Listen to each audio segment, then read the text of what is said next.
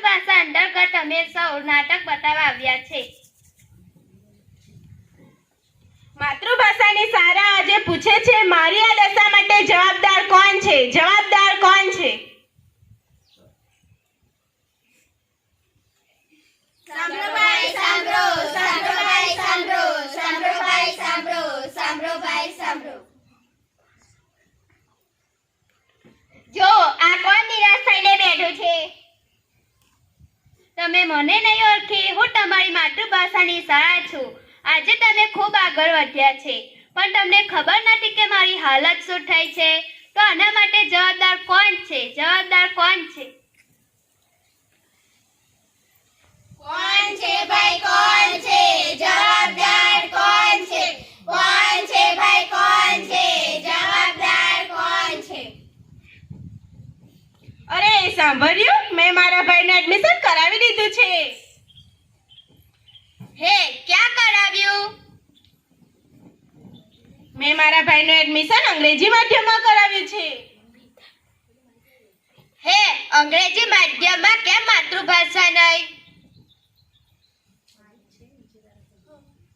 અરે હવે માતૃભાષામાં કોણ ભણે છે? હવે તેની વેલ્યુ ક્યાં રહે છે? હવે બાળક જ્યારે અંગ્રેજી કડકડતું બોલતું હોય તો તેને વટ પડી જાય, એટલા માટે માતૃભાષા નહીં પણ અંગ્રેજી માધ્યમમાં એડમિશન લીધું છે।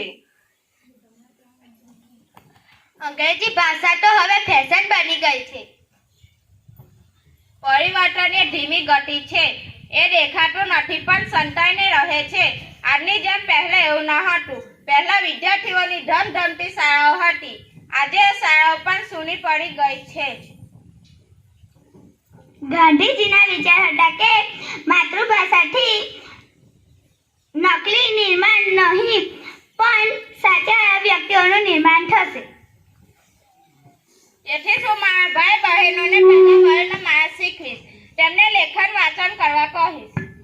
મેં મારા ભાઈને તો ગુજરાતીમાં જ બોલવા માટે કહીશ અને મેં એને ગુજરાતી શાળામાં જ મૂક્યો છે।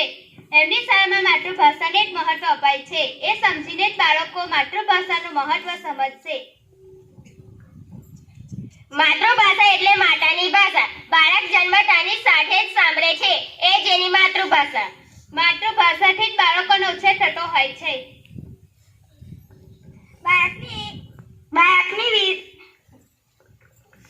બાળકની વિકાસની સાથે સાથે તેની ભાષાઓનો પણ વિકાસ થતો હોય છે।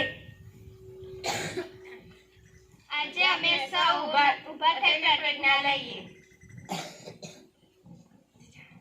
પ્રાથમિક અને માધ્યમિક શિક્ષણ માતૃભાષા દ્વારા જ લેવાનો આગ્રહ રાખીશું અને તેની અસ્મિતા અને અસ્તિત્વને ટકાવી રાખવા માટે